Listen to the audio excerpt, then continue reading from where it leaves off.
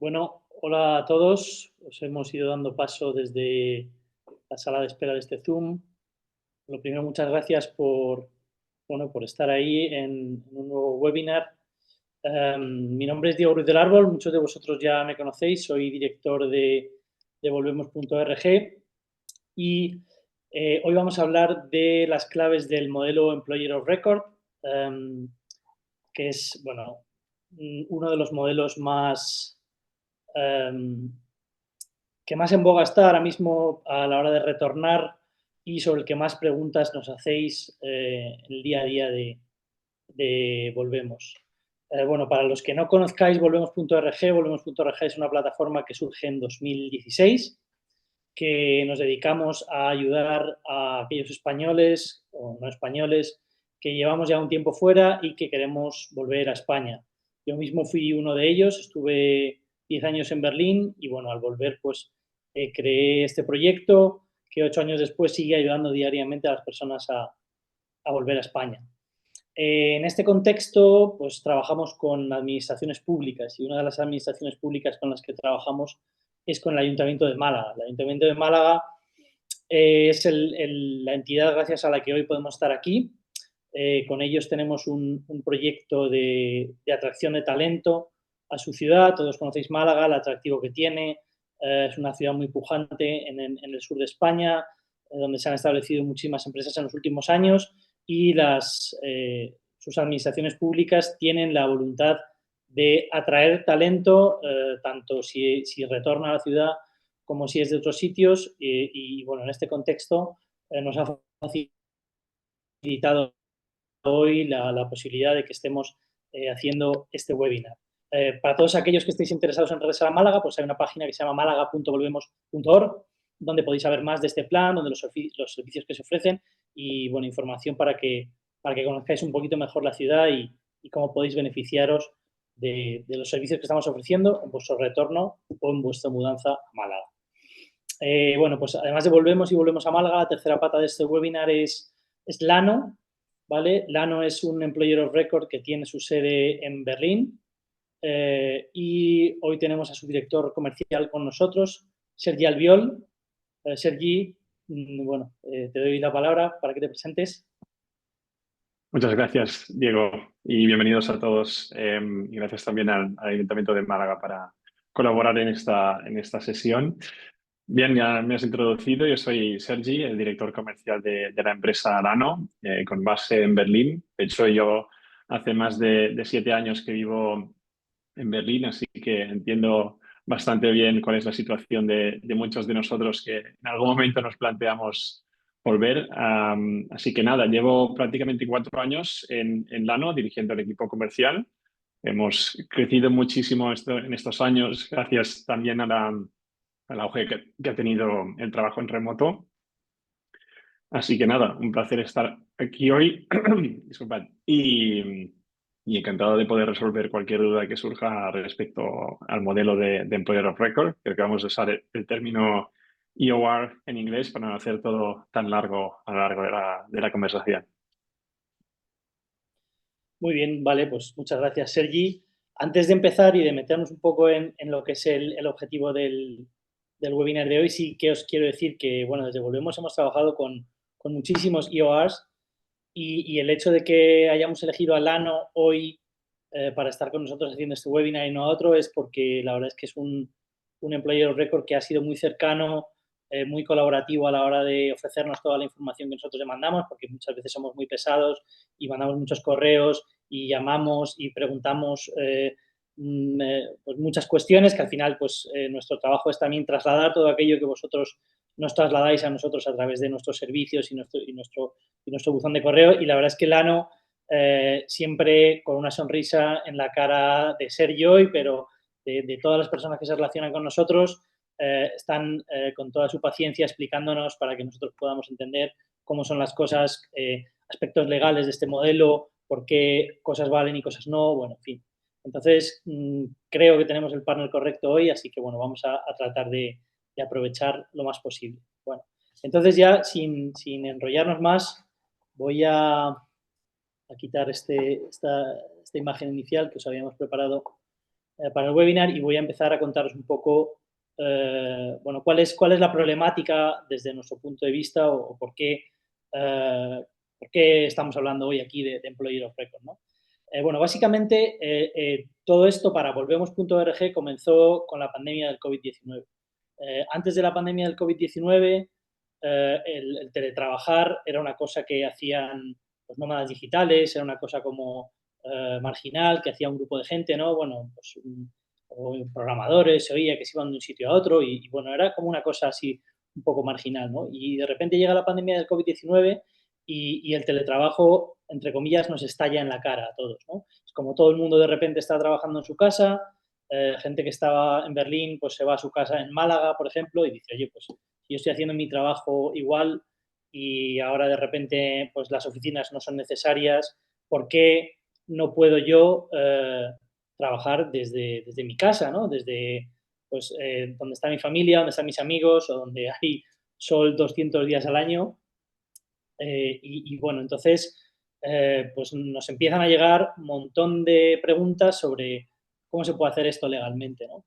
Entonces ahí surge un poco, es como nosotros nos aproximamos a esta problemática y empezamos a investigar, empezamos a ver pues por qué está ocurriendo aquí, ¿no? Y bueno, básicamente la problemática que surge aquí es que una persona que tiene un trabajo, pongamos en Alemania o en Reino Unido, en Estados Unidos, quiere trabajar desde España.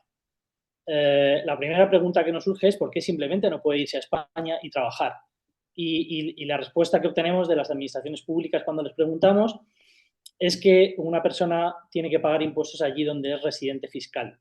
Y tú eres residente fiscal allá donde vives, básicamente. No es el objeto de este webinar explicar mucho los aspectos fiscales asociados a, bueno, a los temas de trabajo y de residencia, pero básicamente una persona es residente fiscal allá donde vive más tiempo. Con lo cual, si una persona vive en España, es residente fiscal en España, con lo cual tiene que pagar sus impuestos en España, tiene que cotizar a la seguridad social en España y tiene que rendir cuentas ante las autoridades, ante las administraciones públicas españolas.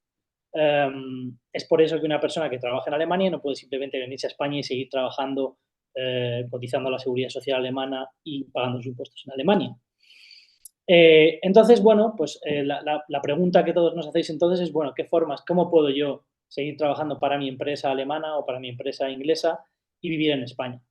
Y básicamente hay tres maneras a día de hoy de hacerlo legalmente y sin meterse uno en problemas. La primera es que tu empresa o tu actual empleador tenga una filial en España. Esto es un caso idílico que ocurre muy pocas veces. Si tú trabajas en una empresa y te puedes venir simplemente a España y ser empleado por la filial española de tu empresa, pues todo perfecto. Ahí no hay intermediarios, no hay ningún problema. Tú en vez de ser empleado de una empresa alemana, eres empleado de una empresa española, pero al final, a efectos prácticos, nada cambia. Tú puedes seguir trabajando en España tal y como lo hacías antes, simplemente que tu ubicación física estará en España. ¿Qué ocurre? Pues que normalmente las empresas no tienen sedes en España o no están dispuestas a abrirlas simplemente para reubicar trabajadores. Posteriormente veremos con Sergi por qué no están dispuestas. Entonces, ese es el primer modelo. El segundo modelo es lo que todo el mundo conoce como hacerse autónomo. Tú te puedes hacer autónomo en España de tal manera que tú eres una empresa en sí mismo, tú tienes la capacidad de escribir facturas a una empresa extranjera y puedes simplemente mudarte a España, darte de alta como autónomo y escribir facturas a tu actual empleador. ¿Qué pasa con este modelo? ¿Qué defectos tiene? Bueno, que cuando una persona es empleada por cuenta ajena tiene una serie de beneficios fiscales que no son iguales que los de un autónomo. El modelo de autónomo, además, no está pensado para que tú tengas un solo empleador, sino para que tengas varios. Y aparte, pues al final hay que el modelo de autónomo, digamos que es un parche o un workaround, como dicen los ingleses, un atajo para hacer algo que en realidad no es el objeto del modelo legal, ¿no? Entonces, llegamos aquí a la tercera pata, a la tercera vía que tenemos a día de hoy, y es utilizar un employer of record o empresa intermediaria, como lo hemos llamado nosotros en nuestro blog, ¿no? Al final, el modelo de empresa intermediaria, ¿en qué consiste? El modelo de empresa intermediaria pues, requiere de una empresa como Lano, que tiene una sede en cada país, de tal manera que la persona que se muda resuelve su relación laboral con su actual empleador en Alemania, en Reino Unido, en Estados Unidos, y pasa a ser empleado de este Employer of Record en España. De tal manera que esta persona está empleada por una empresa que está en España, que tiene un CIF español, que tiene una cuenta de cotización a la Seguridad Social, que rinde cuentas ante la Seguridad Social y ante la agencia tributaria, de tal manera que es todo legal. Este Employer of Record, que en este caso sería Lano, sería proveedor o pasaría a ser proveedor de vuestros actuales empleadores, allá donde estéis, y esta es la manera de hacerlo, digamos, la que nosotros recomendamos, porque al final la persona que trabaja por cuenta ajena puede seguir trabajando por cuenta ajena, está cubierta en caso de despido, en caso de enfermedad, en caso de paternidad o maternidad, con las coberturas de un empleado por cuenta ajena. Entonces, bueno, estos son los tres modelos que existen. Hoy vamos a ver el más habitual, como os he dicho, que es el del Employer of Record. Y, bueno, pues con la ayuda de Sergi, vamos a empezar a plantear cuáles son las dudas más frecuentes sobre este modelo. Entonces, bueno, Sergi, empiezo con la primera y la más sencilla. ¿En qué consiste el modelo Employer of Record? Yo lo explico un poco, pero seguro que tú lo vas a hacer mejor que yo. Gracias, Diego. Bueno, la verdad es que no me queda mucho más para añadir, pero voy a intentarlo, ¿no? Resumiendo, el modelo de Employer of Record, EOR, es el modelo que permite a cualquier empresa que quiere contratar a una persona en el extranjero, ¿vale? En un país donde no tenga una presencia, una entidad legal incorporada, contratar a esa persona en remoto de tal forma que puede seguir trabajando con esa persona o contratarla por primera vez si es el caso. Y de este modo, pues, poder tener esta colaboración sin la necesidad de incorporar una sociedad o una entidad, una filial, cualquier forma legal de establecerse en el país en cuestión y así poder seguir trabajando juntos, ¿no? Yo creo que lo que es importante es que, aunque el empleador legal es el IOR, como hemos hablado, es decir, si una persona tiene un contrato, por ejemplo, en este caso en España, con un IOR, él va a ser el empleador legal, ¿no? De cara a las autoridades y todo lo que tiene que ver con fiscal, etcétera, va a ser el IOR la persona responsable. Pero a nivel del trabajo del día a día, quien te dice lo que tienes que hacer, objetivos, te da las herramientas, feedback, etcétera, es una relación, perdona, laboral normal como cualquier otra con la empresa, que lo que nosotros le llamamos el cliente, ¿no? El empleador operativo va a ser quien te va a dar pues, todas tus herramientas para hacer el trabajo y pues el IOR es como la parte administrativa que facilita todo esto para que uno pueda trabajar, por ejemplo, en España con una empresa extranjera sin necesidad de incorporar una sociedad. Muy bien. Ya sé que, bueno, cuando Sergio y yo hemos hablado previamente, hemos preparado esta reunión y yo le he dicho a Sergio, bueno, al final te pasaré las preguntas. Así que, pero estoy viendo una pregunta que es relevante en este caso, así que voy a invertir el orden y Jesús Fernández nos pregunta, ¿esto ocurre solo en la Unión Europea o también fuera de la Unión Europea? Él está en Suiza, así que bueno, esta es mi siguiente pregunta para ti, Sergio. Ujú.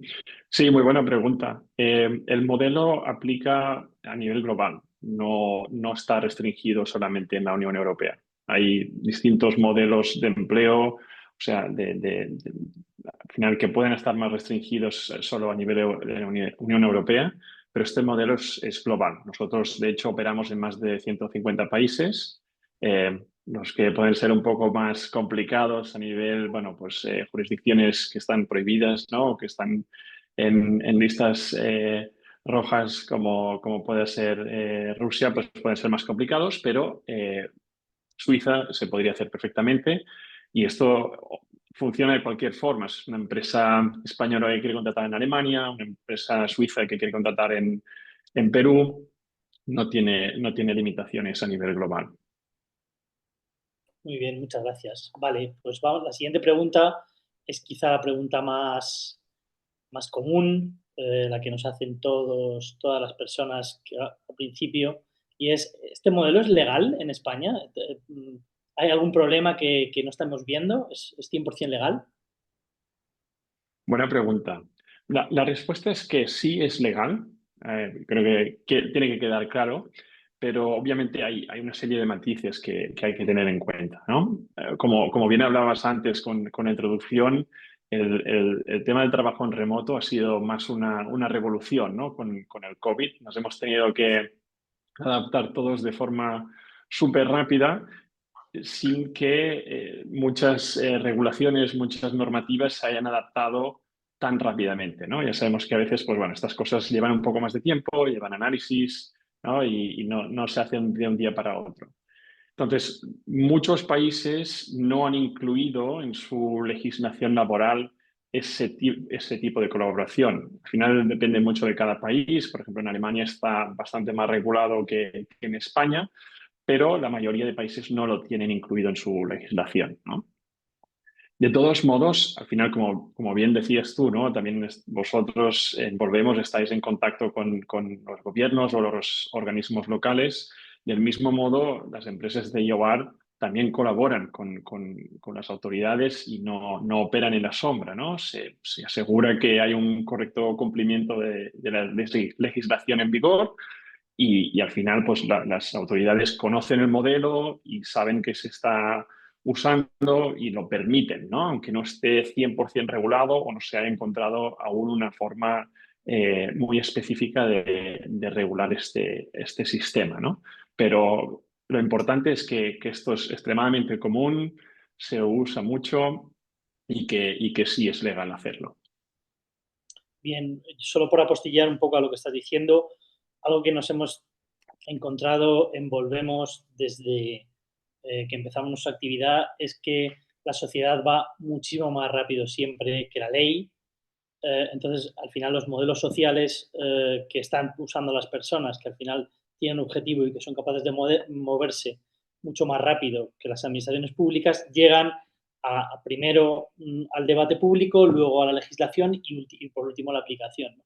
Quizá el modelo Employer of Record está todavía en ese camino y es por eso que, aunque no haya una ley específica que regule este tipo de actividad, ocurre, es permitido y sin duda llegará. Entonces, es un poco lo que ha comentado. Vale, luego estoy viendo que muchos de vosotros estáis poniendo preguntas en el chat. Hay muchas de las cosas que las vamos a hablar. Os pido por favor que tengáis paciencia y al final todo aquello que no se haya hablado lo vamos a preguntar a Sergi y nos lo va a responder, ¿vale?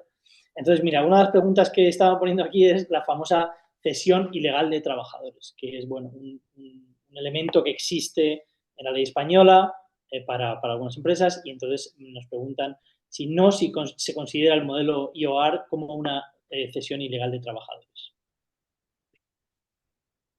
Hasta la fecha, esto no se considera una cesión ilegal, ¿no? De trabajadores. No existe una jurisprudencia, no ha habido casos en el pasado y como comentábamos hace un minuto o dos, ¿no? No existe una legislación concreta al respecto y por lo tanto no se puede decir que esto es una cesión ilegal de trabajadores. Al final, no podemos predecir al 100% el futuro y esto puede cambiar y pueden haber casos extremos que se pongan un poco más en el foco de las autoridades, pero a día de hoy esto no se considera una cesión ilegal de trabajadores, ¿no? Al final, bueno, entendemos que esto, ¿no? Todo modelo nuevo genera un poco de run run, ¿no? Ahora con la inteligencia artificial también pues, puede haber un poco ¿no? de dudas, incertidumbre, pero esto no tiene ninguna implicación a nivel legal que pueda ser considerada ilegal, vamos a decirlo así. Vale, muy bien, muchas gracias. Bien, la siguiente pregunta es otra clásica. Bueno, a nosotros nos contacta la gente y nos pregunta, bien, mi empleador quiere seguir trabajando conmigo en España. Entonces, ¿es más caro contratar a un Employer of Record, un IOR, o es más caro abrir una filial en España? Sí, es típica pregunta que se nos hace, ¿no? Y yo siempre digo que al final depende de una serie de factores, pero sobre todo yo diría de volumen y de tiempo, ¿vale? Si hablamos de volumen, normalmente para pocos empleados, nosotros siempre decimos máximo entre 5 y 10, no tiene mucho sentido incorporar una entidad en un país donde no estás presente, ¿no? Al final, todos los costes que supone pues hablar con, bueno, trabajar con abogados, notaría, bancos, gestorías, etcétera. Yo en mi experiencia lo he hecho un par de veces en distintos roles con distintas empresas, una vez en España y bueno, pues ya sabes, a veces como gestorías, abogados, no tienes toda la transparencia que quieres desde un principio, te van saliendo costes que no preveías y al final pues estamos hablando de miles de euros que se pueden generar tan solo por la implementación, ¿no? Es el hecho de abrir la filial en España. Pero luego está la parte recurrente. O sea, al final necesitas a alguien que te prepare las nóminas cada mes, que te dé de alta para los nuevos trabajadores, de baja. Tienes que generar pues, la parte contable, fiscal. Entonces, hay una serie de costes recurrentes que se van añadiendo, ¿no? Y el segundo factor es el de tiempo.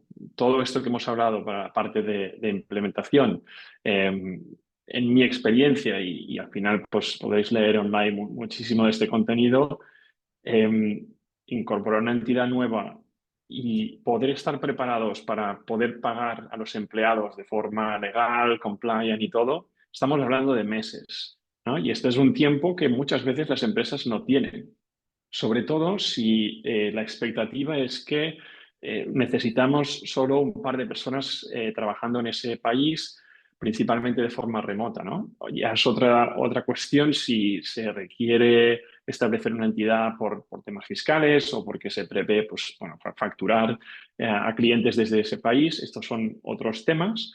Pero el factor tiempo es súper relevante porque en este modelo podemos poner una persona trabajando de forma legal y con todo el papeleo en orden en cuestión de días, ¿no? Siempre damos un margen un poco más amplio si la empresa lo hace por primera vez, ¿no? Hay contratos que tener en cuenta y tal, pero claro, poder estar trabajando en cuestión de días en lugar de meses, esto es una ventaja muy, muy clara, ¿no? Entonces, la combinación entre número de empleados y tiempo pueden ser los factores principales. Por lo que, obviamente, nosotros y cualquier empresa del sector de IOR cobramos un fee, ¿no? Que no, al final no es pequeño, pero sí, obviamente, comparado con el coste de implementación y el coste pues, los costes recurrentes de mantenimiento y de gestión de nóminas, etcétera, a lo largo del año, pues acaban siendo mayores, ¿no?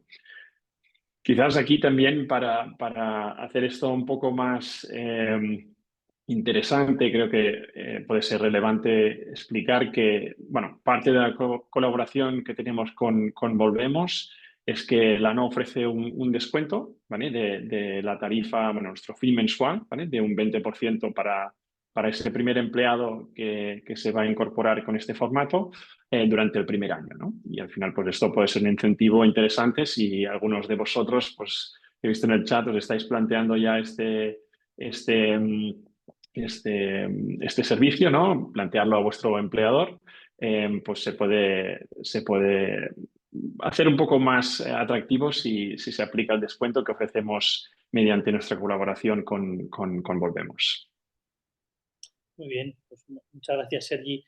Voy a colar otra pregunta aquí, es ¿de cuánto es el fee del ano? Porque esto es otra cosa que nos preguntan muchas personas. No estaba hasta en la lista, pero oyéndote se me ocurre que puede ser interesante. Ujú. Sí, sin problema. Nosotros al final trabajamos también con distintas opciones comerciales, ¿no? Como cualquier empresa. Tentativamente estamos hablando de un coste entre 500 y 600 euros al mes por persona, ¿vale? Esto no es un coste fijo, no va en función ni del salario, ni de cuántas personas en un mismo país, etcétera, ¿vale? En este rango, al final, pues también tenemos en cuenta factores como el volumen de empleados, ¿no? Si un cliente, en este caso, vuestro empleador, quiere contratar varias personas con este formato con Nano, pues podemos ver un descuento mayor, pero estamos hablando de eso, entre 500 y 600 euros, dependiendo del país, bueno, y condiciones comerciales que se pueden dar a cabo en cada caso, pero este es el rango del coste mensual por persona que se aplica. Vale. Gloria Velasco hace otra pregunta muy relevante que es ¿quién absorbe el coste del ANO, el de empleador o el trabajador? Esta es otra pregunta que sale siempre en todos los procesos de negociación. Quizá, no sé Ujú. si quieres, comenta tú cuál es tu experiencia al respecto, luego comentaremos cuál es la devolvemos, que creo que también es relevante en este caso. Ujú. Sí, sin problema. Es una pregunta muy común, obviamente. Existen al final tres factores, ¿no? O sea, tres componentes del coste para una empresa. ¿Vale? En este caso, nuestro cliente o el empleador operativo, que puede ser la empresa que os esté contratando ahora en el país donde estéis, ¿no? Y entonces existen el salario base, ¿no? El salario bruto que se acuerda en la compensación. Y en base a ese salario bruto existe, luego se aplica el coste de empresa, ¿no? Que es un porcentaje de este salario bruto que difiere por país, según la normativa local. Eh, y este coste, o sea, es adicional, va por encima, ¿no? Es on top of, que se dice en inglés, del salario bruto. Y este coste de empresa, obviamente, en un primer lugar, esto corresponde a las contribuciones que hace el empleador, ¿no? El empleador siempre tiene una parte de contribución a seguridad social, desempleo, pueden ser pensiones. Cada país tiene sus obligaciones de las contribuciones que tiene que hacer el empleador, ¿no? Entonces, en un primer lugar es el IOR quien las paga localmente, tiene que estar al día de todas estas responsabilidades, no nos podemos dejar pasar por alto. Y este coste se pasa a nuestro cliente o a la empresa, el empleador operativo, ¿no? La empresa que os va a contratar. O sea, operativamente os va a contratar. Resumiendo, sería vuestro empleador quien asume el coste finalmente, aunque seamos nosotros o el IOR que sea quien está pagando a las autoridades correspondientes.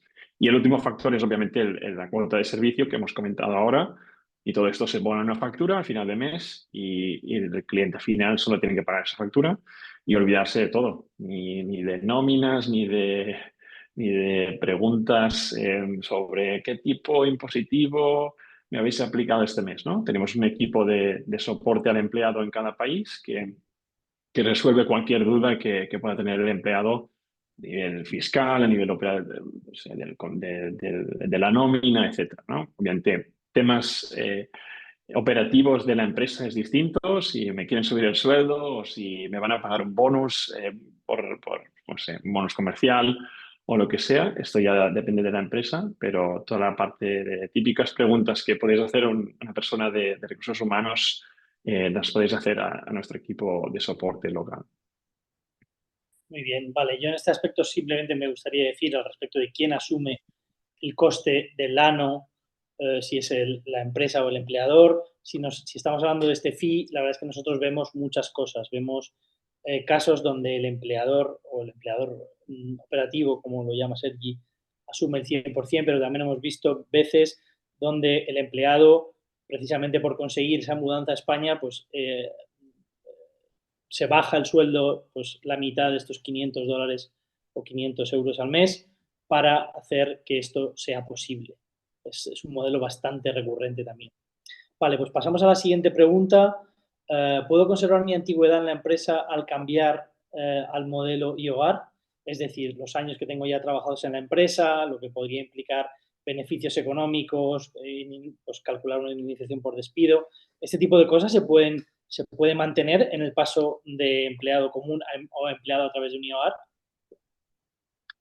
Sí, efectivamente se puede hacer. Es una práctica muy común, ¿no? El hecho de mantener la antigüedad de la empresa en la que se ha estado trabajando, ¿no? Porque, bueno, pues si se da por lo que sea una situación de despido, ¿no? Y pues la parte de indemnización tiene un impacto mayor si puedes incluir todo el periodo global de empleo, ¿no? Entonces, esto es una práctica muy común en transferencias entre empresas. Yo en mi caso lo hice, ¿no? Cuando me fui de Barcelona a Alemania, pues fui con la misma empresa y lo pudimos arreglar, ¿no? Pero en este modelo, lo que sí hay que tener en cuenta es que esto al final, pues, se tiene que evaluar caso por caso, ¿no? Pueden existir ciertos riesgos en función de la posición, seniority, etcétera.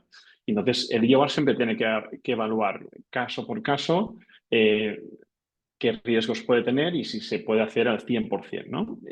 Y a partir de aquí, pues pueden haber formas de mitigar ese riesgo que obviamente tendremos que tratar con vuestro empleador operativo, ¿no? Al final, pues si estamos hablando de muchísimos años de seniority o de antigüedad en la empresa, pues puede ser que pidamos un depósito, que creo que podemos comentar más tarde en qué consiste, pero básicamente es un tipo de garantía de que pues el empleador operativo pueda seguir pagando, ¿no? Y que si pues, en un momento dado se da esa indemnización, que pues, se pueda cubrir el gasto a 100%.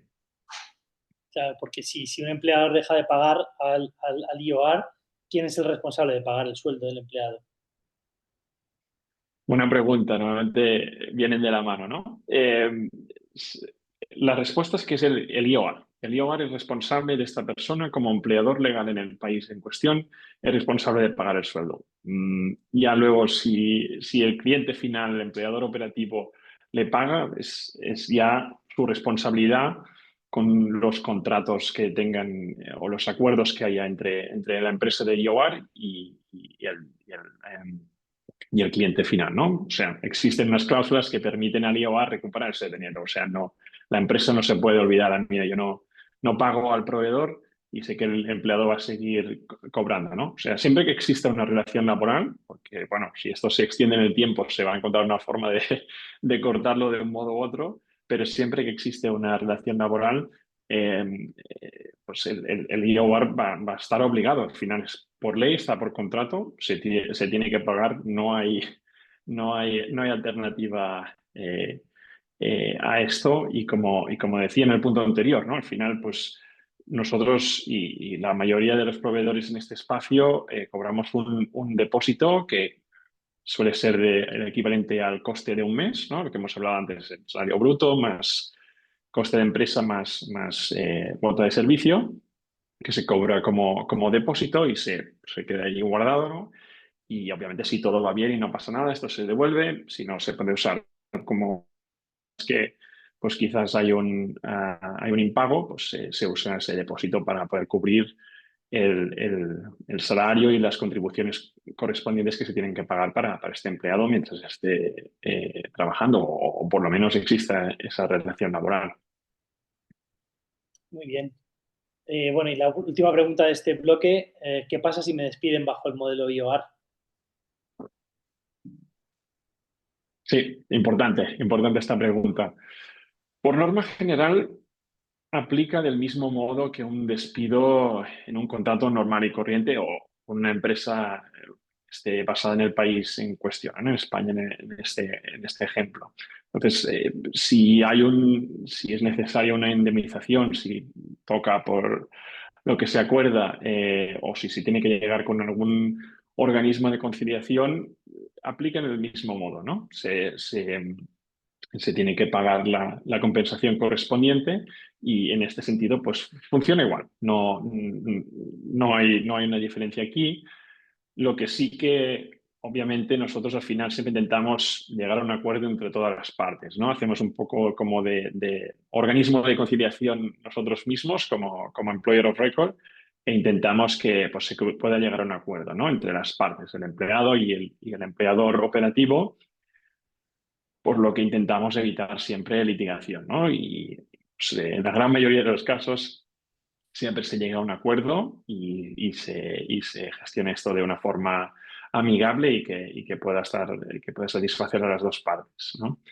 Además, en este espacio de Employer of Record, lo que es muy común también, incluso hay países donde esto es obligatorio, se cobra una especie de depósito, lo que en inglés se llama accrued severance, ¿vale? En español se traduce, por lo que he entendido, como indemnización acumulada. He visto varios nombres.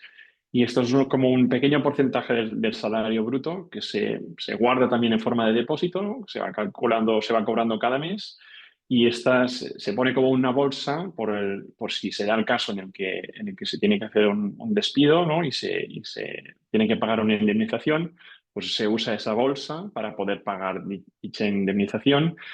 Y esto es una práctica común porque hay muchos clientes que, ostras, de repente les viene una factura enorme al final del contrato porque se tiene que pagar una indemnización. Pues si poco a poco se va sacando este pequeño porcentaje del salario y se mantiene de forma segura, ¿no?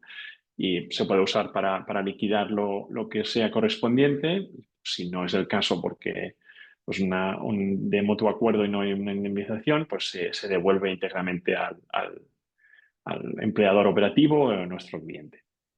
No sé si esto ayuda un poco. Genial. Vale, hay muchas preguntas relacionadas con este tema, luego vamos a volver, ¿vale? Quiero pasar de bloque ahora, luego volveremos, hemos dejado unos minutos para responder a todas las preguntas, que por cierto son muy interesantes. Vale, pues la siguiente pregunta es, ¿quién se puede beneficiar del modelo IOAR como empleado? ¿Cualquier empleado, cualquier tipo de empleado? ¿Hay restricciones? Ujú. Al final, como hemos explicado aquí, ¿no? El principal beneficio es una persona que quiera trabajar en un país en concreto donde la empresa que le quiere contratar no tiene una presencia con una entidad legal o fiscal en el país, ¿no? Y esto es un modelo extremadamente popular, como hemos visto en esta comunidad, y que es muy común, ¿no? Entonces, pues esto tiene el beneficio de poder reubicarte en tu país de origen o si quieres a nivel personal, pues oye, te quieres ir a trabajar desde Indonesia, ¿no? O de donde sea, pues esto es un beneficio importante, pero sí es verdad que tiene algunas limitaciones, ¿no? Por ejemplo, cargos ejecutivos. En muchos países, tener un cargo de directivo en la empresa supone que puedes tener ciertos beneficios o ciertos poderes de cara a esa empresa, pero claro, esto quiere decir que esas condiciones se aplican al empleador legal, al employer of record, y no podemos que sea el caso, ¿no? Entonces, cargos ejecutivos, sobre todo a nivel de posición, pues no se puede incluir en el contrato, no se pueden, por ejemplo, asignar pues, poderes para poder firmar un contrato. Incluso algunos perfiles comerciales, esto realmente es caso a caso, tampoco se pueden hacer. Al final depende mucho de cómo esté vinculado pues, el modelo de generación de negocio en el país, ¿no? Pues obviamente en el mundo online todo esto es un poco más flexible, ¿no? Si se factura desde otro país. Entonces, hay ciertas limitaciones, ¿no? Entonces, nosotros en cada caso siempre pedimos al empleador que quiere contratar a una persona que nos dé todos los detalles posibles. ¿Qué es lo que va a hacer esta persona? ¿Cuál va a ser su título, sus beneficios, sus condiciones? Porque todo esto es un paquete que puede influir en la decisión final de qué es lo que se puede hacer y lo que no, ¿no? Al final no acostumbra a ser un deal breaker como tal, pero sí quizás tenemos que hacer ajustes para que pues todo quede de una forma que se pueda hacer de manera legal y no genere sospechas o indicaciones que puedan ser quizás indicaciones de cosas que no son, ¿no? Entonces, siempre es importante hacer este análisis y asegurarnos de que a nivel de compliance estamos en lo correcto. Vale, había una pregunta de Jaime Sobrino en el chat muy interesante a este respecto, que hablaba precisamente de esto, de el poder de representación de las personas para firma de documentos, que ya ha respondido, pero bueno, en la otra parte de la pregunta, Jaime preguntaba, ¿puedo seguir usando un correo de la empresa matriz o puedo seguir, por ejemplo, manejando redes sociales de la empresa matriz si estoy empleado a través de un IOAR? Sí, totalmente, totalmente. Esta limitación que hemos hablado, por ejemplo, del cargo, ¿no? El título del empleo, esto es la limitación que existe en el contrato, pero luego tú puedes tener tu tarjeta de presentación, tu firma, tu pues, posición en LinkedIn, ¿no? Pues todo esto lo puedes mantener. Al final es una cuestión más legal que no tanto operativa, ¿no? Entonces tú puedes tenerlo, obviamente el correo de la empresa, puedes firmar como la posición que has acordado, ¿no? Es más un tema legal, no tanto de presentación o de gestión interna, por decir una forma. Vale. Luego, centrándonos un poco más en el caso español, otra de las preguntas que nos hacen muchísimas veces la gente que vuelve con un IOGAR es, oye, ¿puedo acogerme a la ley Beckham? Voy a hacer un pequeño inciso aquí y a contar lo que es la ley Beckham. La ley Beckham es una ley que existe en España, donde las personas que hayan pasado los 5 ejercicios fiscales anteriores al cambio de residencia fuera de España pueden tributar como no residentes, lo cual en ciertas circunstancias puede suponer un beneficio ante la carga impositiva por la que se tributaría en una dinámica de residente. Entonces, la pregunta es, ¿puede una persona que vuelve a España contratada por un IOR ser beneficiaria de la ley Beckham? Sí, totalmente se puede hacer. Obviamente se tienen que cumplir las condiciones. Bueno, has hablado de algunas, hay más. Yo creo que podemos quizás luego pasar algún link con más información, ¿no? Hay limitaciones de tipo, bueno, pues si eres el propietario de un negocio o si tienes más de un cierto porcentaje de negocio, existen algunas limitaciones con las que no podemos eh, lidiar, ¿no? Pero por norma general sí se puede. Lo hemos hecho ya en muchísimos casos y obviamente es un incentivo muy interesante, ¿no? Cuando llevas ya más de 5 años en extranjero, pues que mejor que poder volver, mantener tu trabajo y además, pues bueno, pues aprovechando esta ventaja fiscal, pero lo hemos hecho, se puede hacer perfectamente, así que si alguno de vosotros lo quiere disfrutar, pues hablamos y lo vemos, sin problema. Perfecto, muchas gracias. Vale, y ya estamos llegando al final. Eh, ¿qué tipo de empresas usan normalmente vuestro servicio? ¿Cuál es vuestro cliente más habitual? Ujú. Y eso digo que al final es una cuestión de distintos casos de uso. Eh, Realmente tenemos clientes de todo tipo. Sí es cierto que suelen ser empresas más pequeñas, ¿no? Porque al final, pues una empresa internacional, la probabilidad de que tenga ya presencia en forma de entidad legal en varios países es más alta, ¿no? Por lo que entonces esto es un punto importante, ¿no?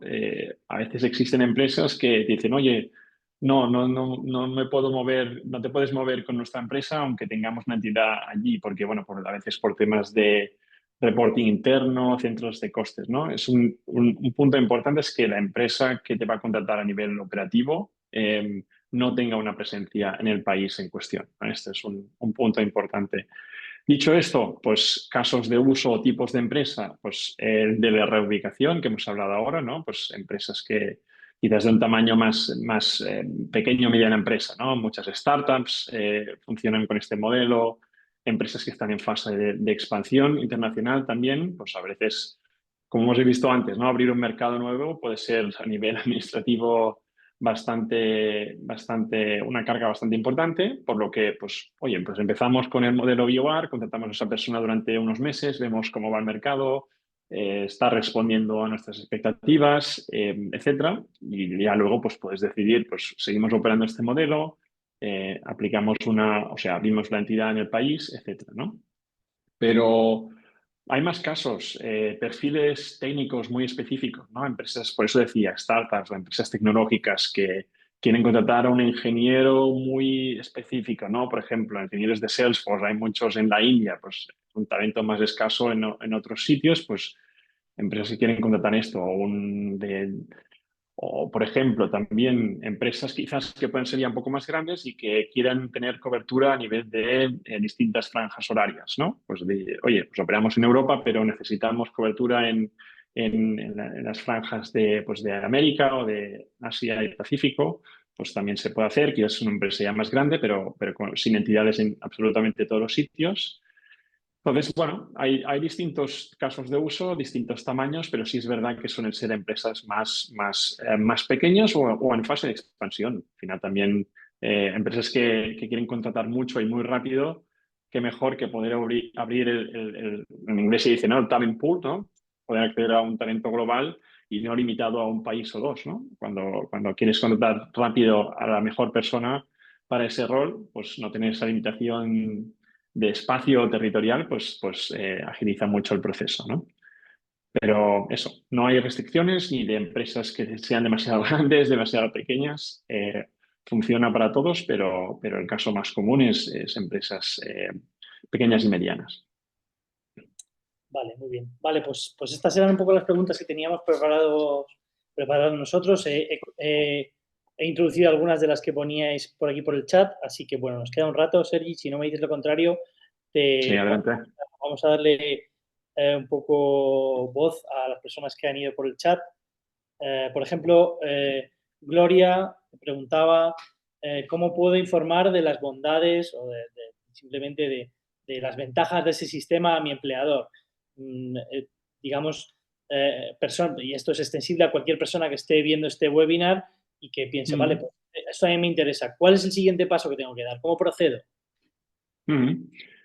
Sí, efectivamente, con mucho gusto os podremos ayudar. Obviamente podemos daros algún tipo de documento, creo que lo podemos organizar luego, Diego, ¿no? Compartir documentación que sea, ¿no?, un one-pager que lo explique de forma resumida y fácil, una presentación más larga.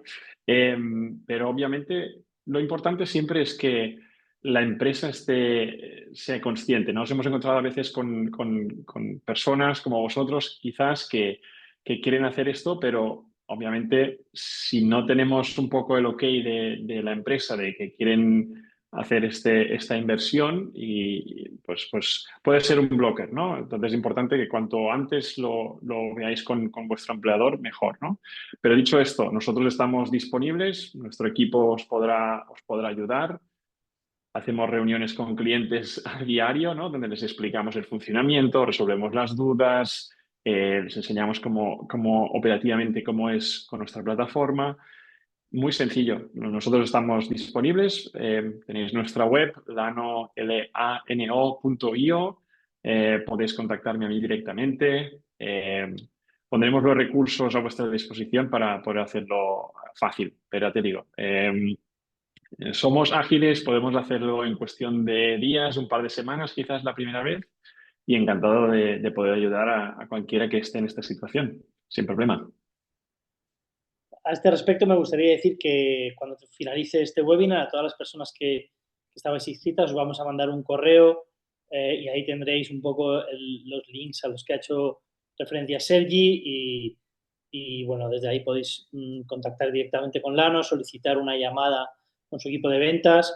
Nosotros desde Volvemos siempre sugerimos que, si es posible, os llevéis a vuestros empleadores a esta llamada, porque empleadores que estaban completamente en contra de este tipo de modelo o que lo desconocían por completo salen de esas llamadas muchas veces con una actitud positiva o con una predisposición buena, pues porque ellos lo explican mucho mejor de lo que, de lo que lo podemos hacer nosotros o lo hacéis vosotros, que evidentemente a eso se dedican, ¿no? Entonces, bueno, pues nuestro consejo es muchas veces haced una llamada con Lano y ellos os van a informar a vosotros y a vuestros empleadores de qué es de qué va este modelo, ¿no? Otra pregunta que hacía Amaru González, que nos la hace muchas veces, es si en el cambio de este modelo se mantendría el salario bruto y los beneficios. ¿Cuál es tu experiencia en ese aspecto, Sergi? A ver, la parte del salario bruto depende única y exclusivamente del empleador en cuestión, ¿no? Obviamente hay que tener en cuenta de que hay unos mínimos, ¿no? Al final, pues un salario mínimo en cada país que se tiene que respetar, pero dicho esto, el salario bruto, eh, si se mantiene o no, es una decisión del empleador. Quizás, pues bueno, lo que comentaba antes, ¿no, Diego? Si pues obviamente este servicio viene con un coste, ¿no? La cuota de servicio que compra un IOAR, pues obviamente esto incrementa el coste total de empleo, ¿vale? Pues claro, el empleador puede decir, oye, pues esto no está en mi presupuesto, tendremos que bajar el salario bruto para poder compensarlo, ¿no? Pues bueno, es una opción que podéis tener en cuenta. Quizás podéis jugar un poco con los números, ¿no? Si me bajo un poco el salario bruto anual, pero gracias a la ley Beckham me sale el neto mejor, pues oye, ¿me merece la pena o no, no?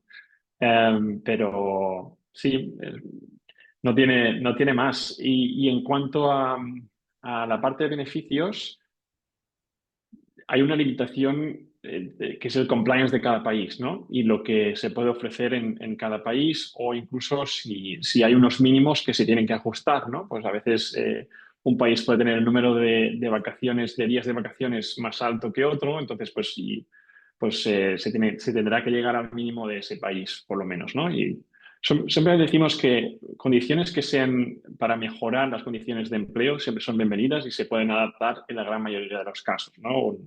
Un seguro privado, no sé, pues si existe algún tipo de ¿cómo se dice allowance en español? Ahora no me sale, como una prima, ¿no? Por, yo qué sé, por si pues, se ha acordado para una suscripción del gimnasio, un teléfono, lo que sea, ¿no? Por lo general se puede hacer.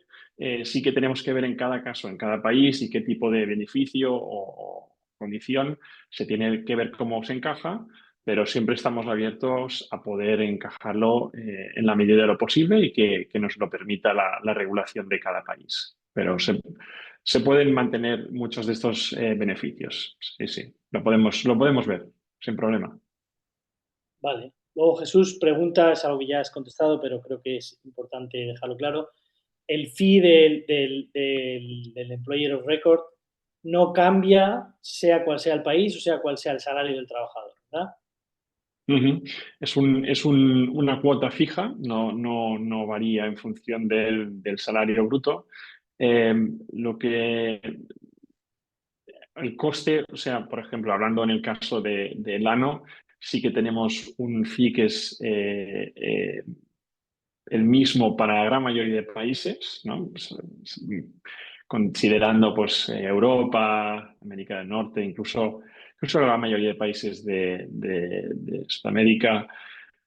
Tenemos el mismo fee, pero sí que, por ejemplo, a veces nos vienen casos un poco más extremos, ¿no? O sitios donde la legislación o el compliance es un poco más complejo, pues a veces sí que puede ser más alto, ¿no? Se puede ir a más de 600 euros, pero son excepciones y lo digo de corazón. Al final, pues son países más complejos y donde no hay tanto, quizás, volumen también de demanda para poder optimizar los costes, ¿no? A veces nos preguntan, pues, alguna isla del Caribe o alguna isla estas así un poco más remotas, antiguas colonias, pueden ser un poco más complejos. Pero yo te diría que en el 80-90% de los casos, entre los 500 y 600 euros se cubre.